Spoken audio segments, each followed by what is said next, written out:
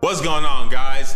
This is Straight Spittaz, Columbus, Ohio's most reckless podcast, where we spit straight truth and facts. I'm your host, David Reckless. I got my co-host with me, OPZ. What up, what up, what up? We'll be covering topics such as music, health, wealth, and finance, and whatever else comes to mind.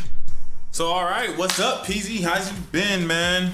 Hey, man, I can honestly say I've been blessed, but if I could be honest, it's been bittersweet for me. How about yourself?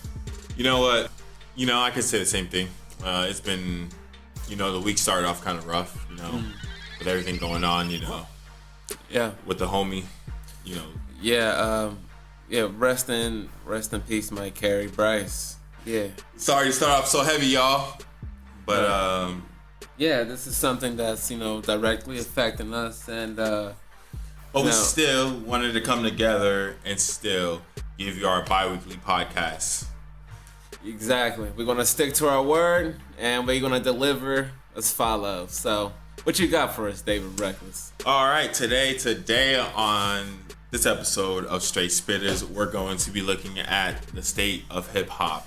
All right, yeah, man, let's go ahead and get into it, So, let's go in the first section of today's podcast. We're going to talk about, trending hip-hop events, First and foremost, I want to talk about, we dove into it a little bit last podcast, but this podcast episode, I'm going to talk about independent artists, Yeah. and like myself, you, Billion Jossie, everybody that we got around us at 8 Oasis, Reckless Entertainment Music Group. So, yeah, man, what do you? I've been seeing online through social media. There's been a huge shift, and celebrities and actual big name artists wanting to go independent. A good one is Tory Lanez, that Russ. Yeah. Well, it's Chance the Rapper. He stayed independent for the longest time. Yeah, definitely. So, what are your thoughts on that? What are my thoughts on people wanting to go independent? Yeah. Honestly, I feel like, especially if you wish to retain, 100% of your works, is definitely the way to go. Quite frankly, I feel like artists that get signed should use, that deal, that contract, those, advances towards your launch pad. You use that as a launch pad to get to where you want to go, so you can, retain 100% residuals and do it independently. I agree with that sentiment as well. Yeah. And the reason why I say that is because a lot of, unsigned independent artists, when they sign these contracts with these major labels, they don't really know what they're signing. And that's why they said, you should have a music lawyer that can read over the documents before you sign that dotted line. Oh, for sure. Because when you sign that over, what you're signing is basically your music rights, your royalties, your residuals, any content or any profits that can be used in music, movies, and other forms of media. Yeah. And that's why a lot of artists now are actually saying, yo, fuck these labels. Yeah. And also, if you're an independent artist right now, if you distribute your own music, you set up and manage your own social media, and you figure out how to do a lot of the back end stuff and how to set up your royalties as well, then you're pretty much a label yourself. Exactly. To expand upon that, you have to think about it long term. I just feel like this is strictly my perspective. Those who climb Mount Everest, are the ones who feel the most fulfilled. Those who've been training for it and had to go through those rough storms and that rough climb, and you have your team that goes up with you, or you can take a helicopter up there.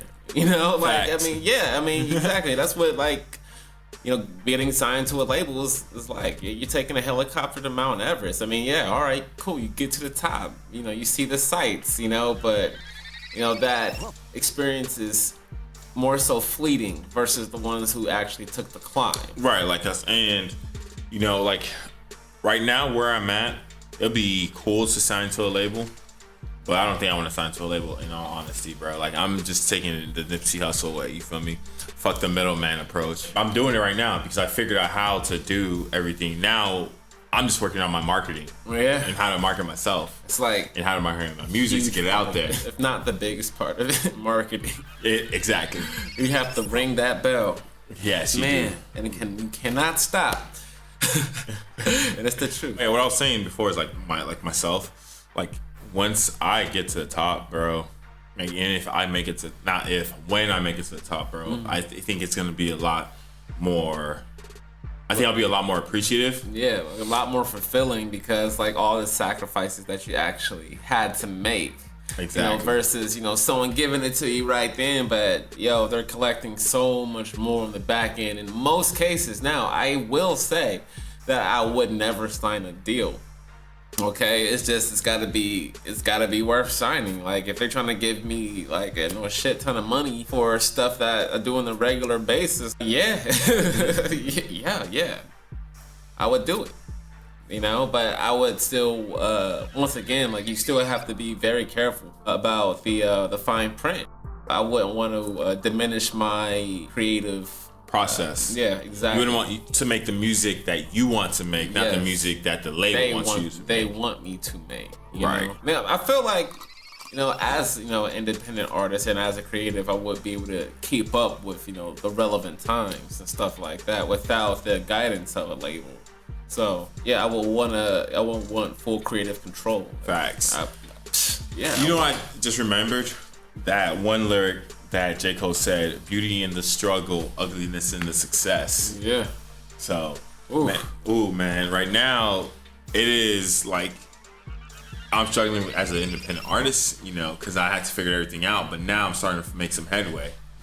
But I would not trade this experience for anything, because you know why? Because when I get to the end of my journey, because I did it myself, so if anything happens, or if I never sign to a label, bro, or if a label approaches me and they don't approach me with the correct money, I say, I don't fucking need y'all, because you know, like, what are you going to offer me that I don't know how to do? Pretty much. Yeah, like what can you give me? Like, what can you give me besides all this money? It's like, I know you're a giant machine, okay, great. It's like, but I can use Facebook and Instagram, who are also giant machines, for free. You know, and I will own. Yeah. Exactly, bro. And I think that's what a lot of new artists don't really think about, because those royalties and residuals, that's how your children, their children, your great grandchildren are gonna be eating off of, bro. Yeah, exactly. I have a question for you. Go ahead. So, what type of artists do you think labels are looking for in these times? See, that's a good question. This is actually a great segue for the next section.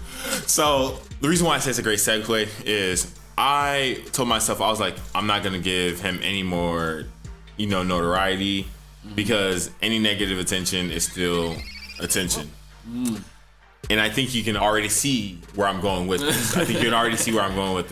I know exactly. You already know exactly where I'm going. So we're not even going to mention it, because we're not going to give it any more fame.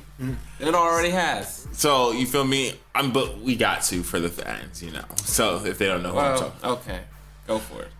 So a good example, what I've seen right now in a lot of videos I've been watching on YouTube, and a lot of like people who've been like real hip hop heads, like who's even deeper than us, who like are about this music, like this music life, who review music for their page all day. They're noticing a lot of industry plants too, and I believe Tekashi 6ix9ine was an industry plant that didn't go the way the industry wanted it. And because he's a plant, look how everything played out. Like, this man is literally playing with his life.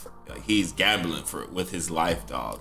And I don't know if you saw it on Instagram. Like, he went to the, you know, Big Bro's Nip, you know, memorial. Wow. Right, and then like, and people were like, I know, like the game was like, I can't remember exactly what he tweeted, but he's like, yo, keep playing with it, but keep all that fake sucker shit away from us. You feel me? real recognize real, bro. So I'm saying. For sure. And I just can't fuck with that, bro. Can't. It's beyond me. Like, I'm gonna get a lot of flack for this though. Yeah. But I'm gonna still say it anyways. I still like him though. But you know who I think else is an industry plant? Who? Posty. Post Malone. Post Malone.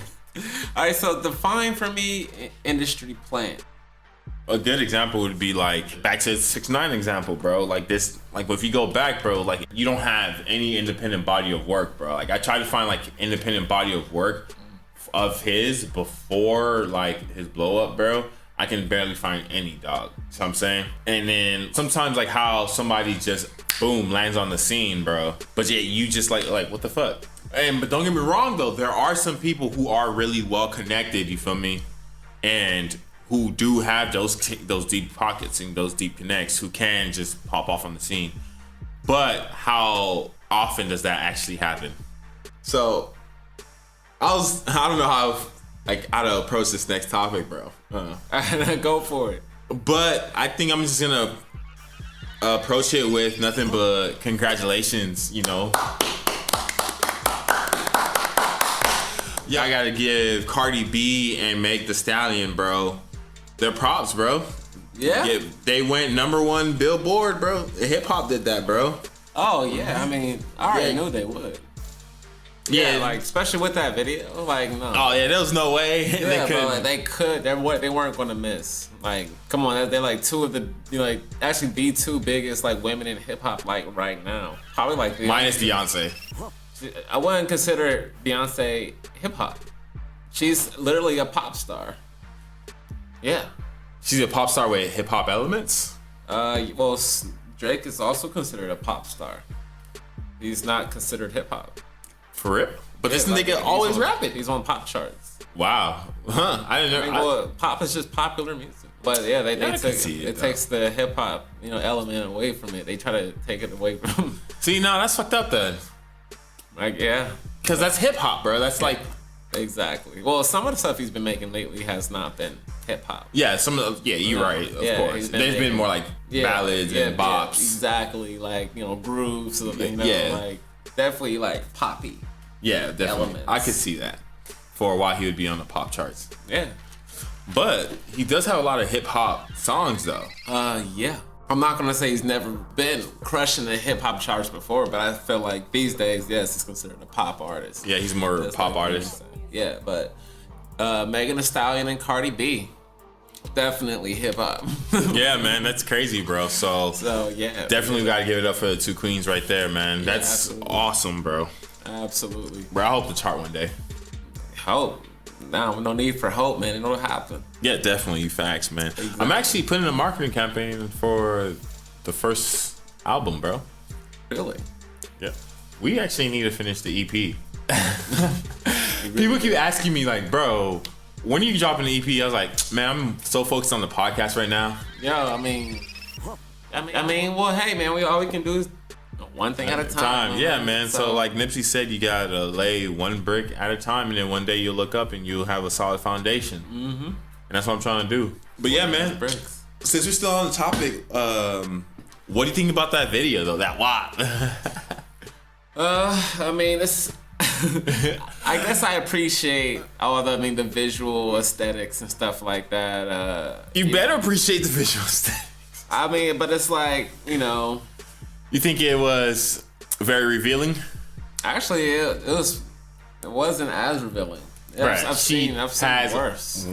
Really? Yeah. Well, yeah, we've actually seen the whole thing. Way worse. Oh, I mean, dare I say it was actually kind of mild. It wasn't really too explicit at all. You think it was mild? Compared to what I've been seeing, yeah. Man, what you been watching over there? You watching over there pornos over there? Have you seen like the Weeknd's videos and stuff like that? Bruh. I mean, yo. I mean, it's the Weeknd though, but this. Nah. Well, their song is called WAP. Yo, come on. I feel like the video was rather mild, according to what the song suggests. Right. All right. Okay. Yeah. Okay. 100%. Okay, I can agree with you. All right. I'm not even about to say it. No. Why? Y'all know what it means. Yeah, they know what it means. But congratulations to Cardi B and Megan Thee Stallion. Yes, sir. Yes. We are proud of y'all. Y'all know what y'all was doing. They did. Y'all know what y'all was doing. And they did. They hit the mark exactly where they was trying to go.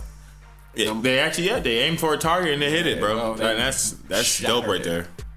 I wonder how Nicki Minaj is gonna take this. Well, I mean, what do you mean? How's she gonna take it? I mean, like for real, I think Cardi B is the evolution of Nicki Minaj, and Nicki Minaj is the evolution of Lil' Kim and Trina. And don't forget about, I'm gonna take it way back on them, Eve. Oh yeah. You feel me? Eve, you feel me? Yeah. So, I think basically Cardi's just the next evolution of what we've been seeing. And actually, this helps me segue into the next section of the podcast. The evolution of music and why rap is how it is now. For sure. So which reminds me of what you said last time about J. Cole and how like you feel like he was the embodiment of hip hop. Yeah, like what hip hop should look like. You know what I mean? Right, like, what modern day hip hop should look like. Yes, like 100%. Like I don't have to get back into it. Like, for sure. I mean, we can kind of get back into it though, but like, because I guess we kind of have to get back into it because, we went from having straight spitters, like that's not, pun not intended, you feel me? Like when I say straight spitter, like Nas, you feel me? Ludacris, Jay-Z, Pop, Biggie, Eazy-E, Ice Cube, and the list goes on, you feel me? Like like Eminem, like, I mean, yeah. Like, so who else? Like, there's just so many, like, of that, the 90s, early 2000s, Lil Wayne, you feel me? Oh my gosh, man. Yeah, early 2000s, like, we got Wayne, we got the Cash Money. Cash Money record for the 9-9. I felt like they all had their segments. Like, Wayne obviously, like, came from the South, Louisiana, and they have... Yeah, like with Master P. Yeah, and then you got Snoop Dogg on the West Coast. Exactly, and they had that laid back, smooth vibe in the East. We had more that Biggie. Yeah, that Biggie, like more in your face hip hop. Like that boom bap. Yeah, the boom bap. The origin, the mecca, of course. But but you said in regards to evolution, like now I kind of feel like they all found a way to kind of merge together into this like mixed hip hop pot and creating this new generation. I think it is creating a new generation, but one thing I will never condone, I can never get behind, unless I'm making like a parody song, is mumble rap. Yeah. Like, bro, open your fucking goddamn mouth. I want to hear your lyrics. I want to hear what the fuck you're saying. I don't want to have to go on Rap Genius. Yeah. Or YouTube lyrics, your videos, to fucking understand what you're saying. Well, like, I feel like once again, like a lot of each of these, different like flavors of hip hop kind of merged together, and it's creating this new sound, and some of it is mumble, like. A lot of it reminds me of like E40. Y'all remember E40? You know what I'm saying? Man, E40's still around. Don't play him. Exactly. Give him his flowers, man. Yeah, for real. But like, I feel like, there was some cases where I couldn't understand them. reminding me of mumble rap a little bit. But like in a very earlier stage. Like, of course, I feel like I always understood E40 though. Well, hey, man, maybe it's just me. A lot of it stems from let's see, like that's like Southern music. Like a lot of it was like very simple. Remember back when hip hop was just super simple, back in the little John days, and all you needed was chants. Yeah, you know what I'm saying? Nowadays I feel like it's just it's more so technical. Ooh, explain that. Technical, as in like like it's faster. Like a lot of more artists are doing like a choppy. Rapping in the 1/3, like sort of like the Migos. Yeah. Oh, that's a good example. Or like the Baby. You know what I'm saying? Like yeah, I see what you're saying. That type of flow. Exactly. Like I feel like that is what like is in the like front runner right now. That particular type of flow, cadence. I hear like me being a producer, I receive like a lot of artists that's also like sounding like that also. So, but yeah, mumble rap. I mean, you have to understand that music isn't always a message as so much it is a vibe or a feeling. Yeah. Okay, I'll take that. Vibration, feeling is one and the same. I'll take that. So like, I mean, it's not. I'm not. I still can't get behind it though. Like, I mean, I'll take your explanation, but I just can't like get behind. Yeah. Well, I mean, it's like just like rock music or heavy metal, country is not for everyone. Hey, first of all, I'm gonna give y'all a quick history lesson, real quick. Yeah. Country music was actually originated by black people. Go look that up. I mean, I don't doubt it. I don't know. That's just my thoughts on it. Here, let me put it like this.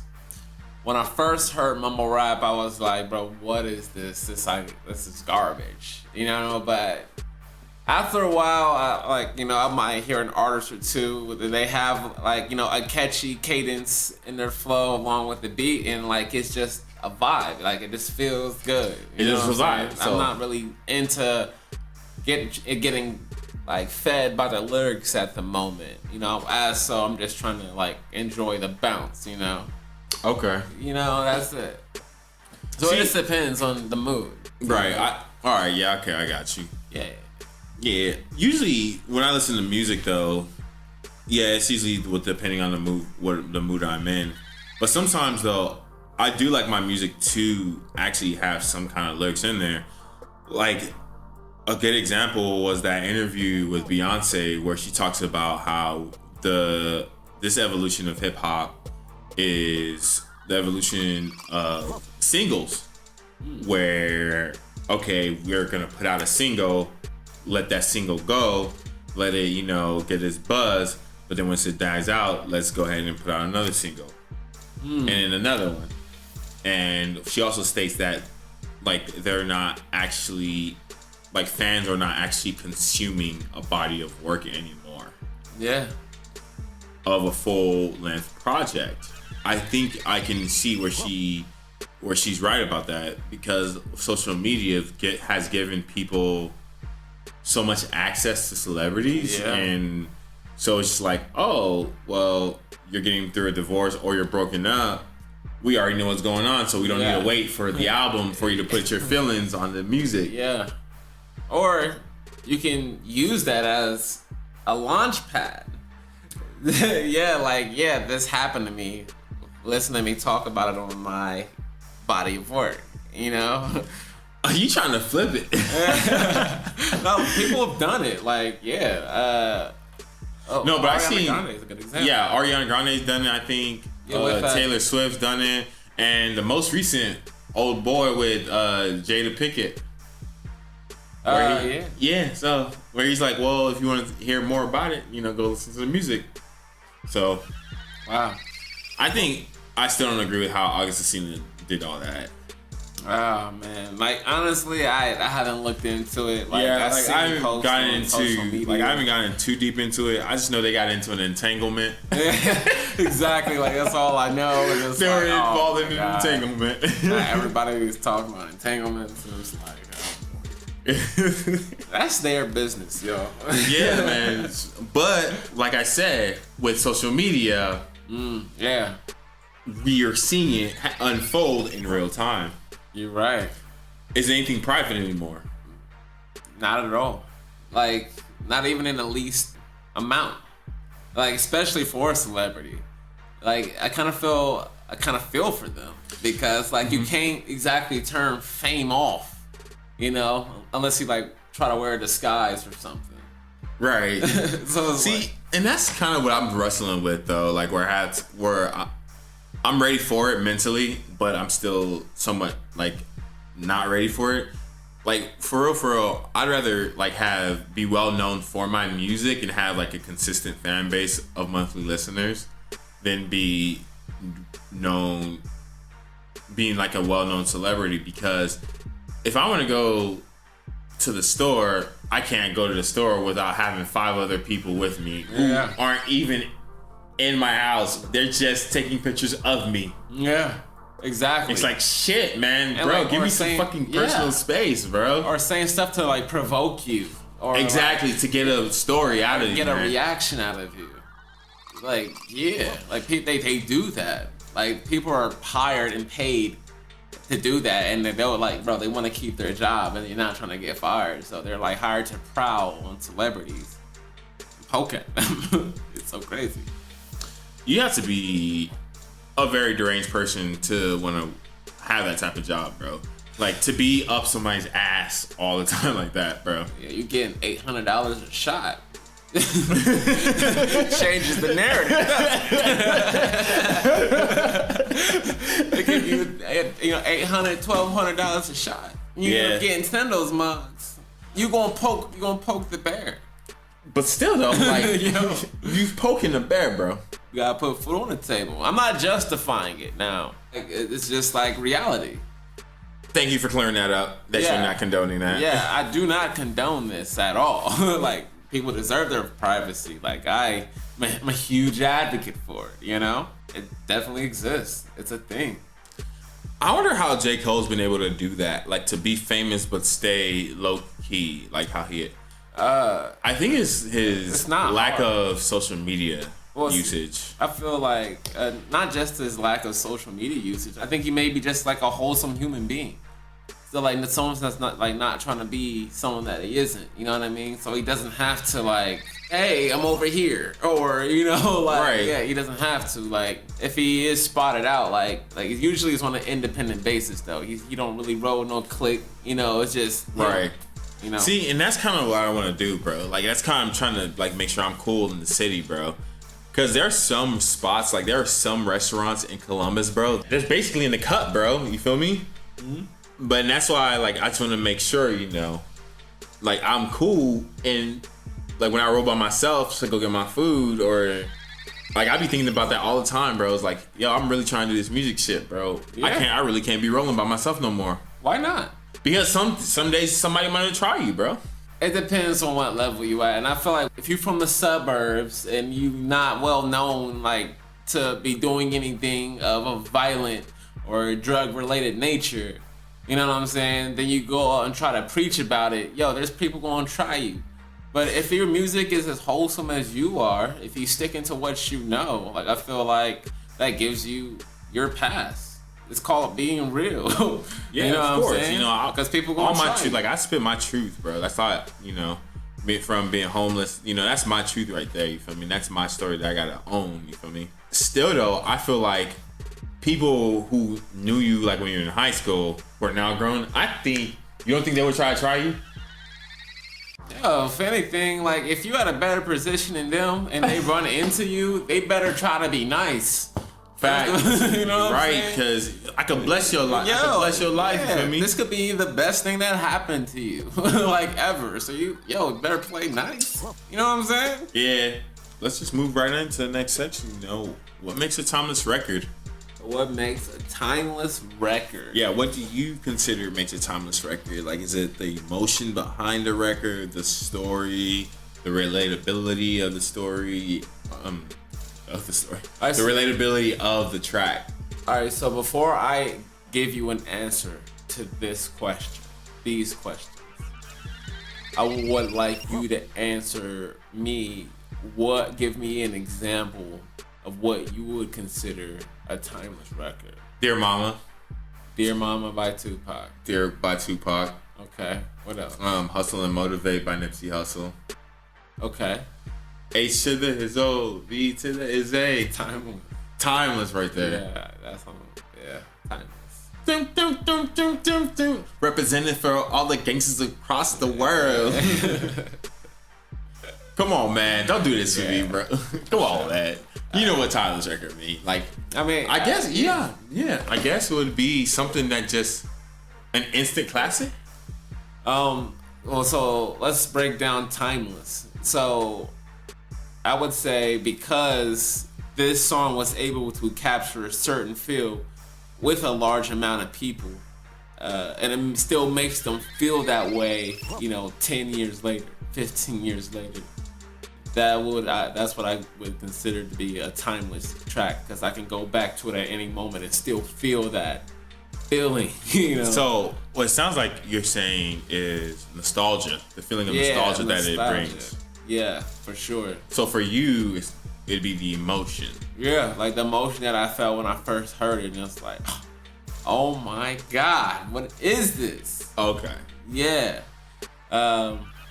Timeless record for me. I'm gonna be timeless for me. Yo by Chris Brown.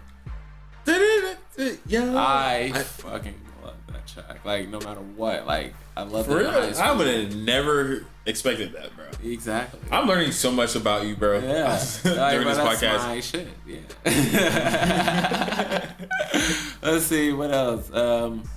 For me, it would be Lil Wayne's "Fire for Fireman." Fireman, timeless. You can spark it up. I'ma put you out. I wouldn't leave it out name to that Lizzie, one baby. timeless. What? But I feel like Lollipop would be timeless for Lil Wayne. Yeah, because like it had a vibe and a feel, and every time I hear Lollipop back then up until now, I'm still vibing. Okay. like for real. So yeah, like what's another good example? Gold Digger by Kanye West. That is 100% a timeless track. 100%. Same thing with Good Life by Kanye. Welcome to with T-Pain. Yeah, you know what? You are right, because I know exactly where I was when I first heard that. Buy You a Drink by T-Pain. Buy You a Drink. Oh my God. Timeless. Because I still want to snap your fingers. Do your thing. Yeah. Oh shit. So so was there? I love it when you call me Big Pop. But so ask me your question again. What makes a timeless record? So what makes a timeless record? So now that we gave you examples, to me, what makes a timeless record is, so the beat in itself has gotta have that. It's gotta have that element. It's gotta have that sauce. It has to be immediately attention grabbing. Yes, exactly. Like I don't know, like too many hits that were created to. Let me not say that, because I'm pretty sure there I was looking at you kind of funny. I was like, huh? I was like, shall we go through the list of the OGs? I want to take you to the candy shop. Oh, it's would I call that timeless? Bro, you're calling Candy Shop. Please don't tell me you're not calling that. You're not saying that's not a timeless record, bro. That is a timeless. Bro, I know track for 50 Cent would be like Wanksta. Wanksta? I feel like, yeah, that's one of his biggest tracks. Nah, I think Candy Shop and Many Men. Many Men. Oh yeah, Many Men. Dun, dun. Yo, How about this though? Let me ask you this question though. Can a track that is reflecting what is currently going on in our society, in our culture, can that be a timeless record as well? Absolutely. Because there's nothing new under the sun. One thing one person experienced, another person has experienced. And I feel like. Even though this is something going on today, someone else down the line could have experienced that exact same thing, and then they'll be able to resonate with it like deeply. So yeah, absolutely. Okay. 100%. Now, if it's like directly related to like a specific topic, like Corona, you know what I'm saying? Like. Yeah, I feel like that maybe that might be just a fad, because like it'll die off eventually. All right, what about YG's FDT. I think that's a classic. FDT. Fuck Donald Trump. Yeah. I mean, well, there goes half my fan base. Oh man! Wait, don't leave me. I mean, I feel like at this point it might be a fad. Nah, like that. I wouldn't consider that one a classic. Maybe a hood classic. A hood classic. You know what I'm saying? A hood classic. Okay, I'll take that. I'll take a hood classic. Yeah, for sure. You know, but I mean, I fucks with the track. Would you say Candy Shop is a hood classic then? And Wanksta's timeless. Yeah, Wanksta. Well, I feel like they both did great, but Many Men for sure. All right, yeah, man. This leads us into the last section of the podcast for today. Can I get a drum roll, please? The sexiest woman in the music scene today. On the hip hop scene? Yeah. Or just the music scene? I would say more geared towards hip hop, R&B, more towards our culture. Off the top of your head, bro. But anyways, I wouldn't know, honestly. Like, since you don't have any answers, I'll go first. I have to honor the most elegant of queens, Beyonce. You cannot not mention her as one of the top sexiest women in hip hop. Yeah, for sure. On the music scene. For sure. Then immediately after that, I said Rihanna. Bad Gal Riri. Cardi B. Who else? She may not seem like it though. Rhapsody though. Rhapsody. Like the rapper. Yeah, I love Rhapsody. Bro, you didn't think I knew about Rhapsody, huh? I'm not sure if like I don't honestly I haven't really paid attention to her appearance. I fell in love with her through her lyrics already. Well, that's exactly what I was gonna say. I was gonna say, for me, like sexiness is more than just like looks and stuff like that. It's what you contribute through. Of course, is on the superficial level is always going to be looks. Who else, man? Well, but let's see. Well, I'm not sure if she's considered hip hop, but I would have to say Janae Aiko. Janae. Oh, Janae. Yes. Yeah. Kehlani. I like Kehlani. I think Doja Cat's pretty fly. Doja's pretty fly. I don't know. Doja, she's not my complete cup of tea. I do love her Move video though. Yeah, so I mean that's all I got, my man. You know, once again, like I mean, it's like I don't really look for like appearance in regards to like music. Like I've kind of made that like a rule of mine. Like I don't really want to know what you look like. Like I want to just know what you sound like. I don't want your visual to affect your craft. Right. For me, you know. So I think that's a lot of what's wrong with our culture now. We don't know how to separate the artists from the music. Exactly.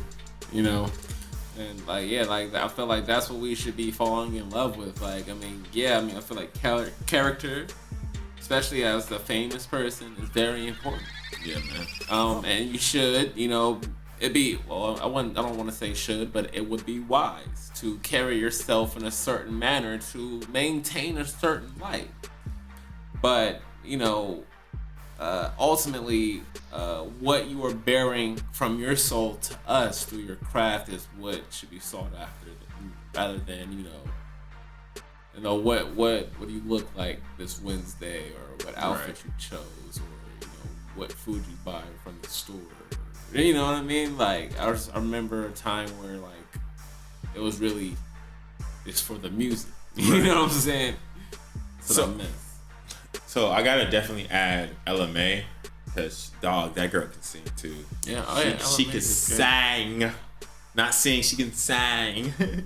I've only heard like the one song. Now LMA, she got go listen to some LMA songs. Like my girl put me onto LMA. Like besides the boot up song, like my girl, she's like, I was like, who's this? She's like LMA. I was like, oh, okay. Let me go ahead and hit that little download real quick. Yeah, you feel me? So okay. Without going too deep into like the male patriarchy, like that type of conversation, why do you think our culture validates women's looks so much? I'm sorry, it got real right there for you. But that's a genuine question. That I've always, as a guy, I was always like, I understand, like I'm attracted to looks, but at the same token, I was also like wanting to know, like, why is it that female rappers and female musicians don't get as much notoriety as their male counterparts?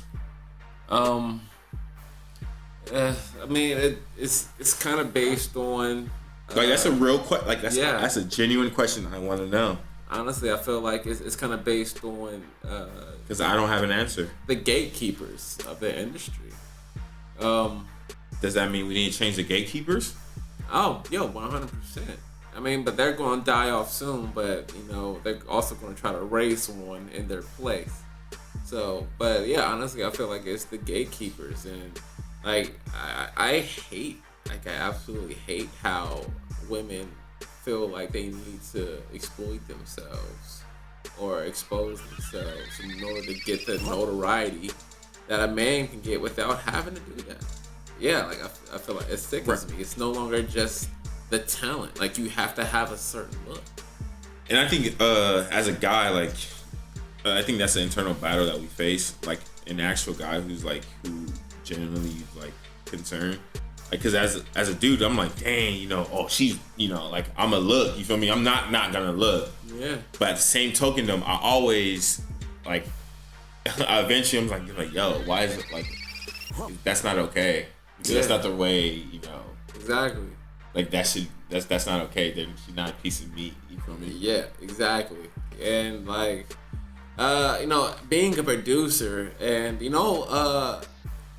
being around beautiful women like all the time, it kind of like really helped me put a buffer between that. Like, not seeing every single woman, attractive or not, as someone I could possibly want to like get with.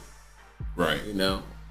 And I feel like this is a mentality that the industry heads should definitely like try to incorporate. Because like once again, like I feel like there's women out here just as good as the guys, but facts, bro. If they do not have like a big chest or big ass, or flat stomach, or you gotta have your nails done. Show me something natural, like ass with some stretch marks. So sick and tight of the Photoshop. I feel like there's been like so much talent that had to go to waste. It's just because it didn't have like a what society considers a pretty face or in front of it. True. So, do you think that women who are considered less attractive in the music industry chart less or chart lower versus your... Give me an example of a woman that you would consider is not as attractive. I'm not gonna be out here like judging, like putting like, oh, she's a 10, you see what I'm saying? Like, okay, a good example would be like Beyonce, bro. Almost anything Beyonce puts out is going to go gold. Yeah, she's also very talented, but she's also beautiful, incredibly attractive. It's the whole package, not everyone can have the stars align like that, where they have a major machine working for them and it's behind them 100%, but I feel like it definitely helps, even for me, like I don't think I'm like the most beautiful man in the world, but I do got the looks, you know, and it helps. Like, yo, like it is like it's an easier way. Like, so long story short, sex sells. Trillions. Like you can't miss. Like we all want it. We all need it, and we're still gonna look, even though how as bad as you say as you think it is, or you've heard it was, or to do. Okay. You're gonna do it because you like it. We all do. Okay, so I had this conversation with Billionaire Josh earlier. Well, not this exact conversation, but like somewhat. Mm-hmm. It's like he's mentioned like we identified the problem. Now, what do we do to identify the change and the solution? Get rid of our egos. And you know, honestly, just come to the realization that even though we might have like a physical attribute in regards to like strength or whatever over, you know, most women, preference, yeah, like it's you know, they are still our equal counterpart, because like you know they have like certain qualities and aspects about them that are natural that men just will not grasp naturally. And you know, like, especially in regards to like intelligence and memory, it's I mean, they are equal to us, and I feel like the moment, you know, people realize that, treat them as goddesses instead of woman. Treat her like you, like that's me, you know? Oh, right. It's like you're an extension of, like treat her like as if and I'm an extension of you. Yes, exactly. Treat her as if she were you. How do you treat you? Ooh, all right. Ooh, all right. All right, that was a great answer. I like that. Like, I mean, it's what I live by. All right. Yeah. I don't have anything else. You got anything else? I do have some final thoughts. Oh, final thoughts of Peasy. Let's get it. Come on, man. Peasy, let's take us out with your final thoughts, man. My final thoughts are, as you mentioned, you said, hey, I'm going to have to give her flowers, but if there's that loved one out there that if you haven't talked to for a minute, or you're thinking about, or, you know, you happen to have a spare moment to catch up with them, you should take it and do it. Give people their flowers while they're still here, because you'll regret it if you don't when they're gone. So yeah, show people love while they're here. Thank you for tuning in today's episode of Straight Spittaz Podcast. My name is David Reckless. My name is Old Peasy. And we out here. Stay safe. Stay dangerous. And stay reckless.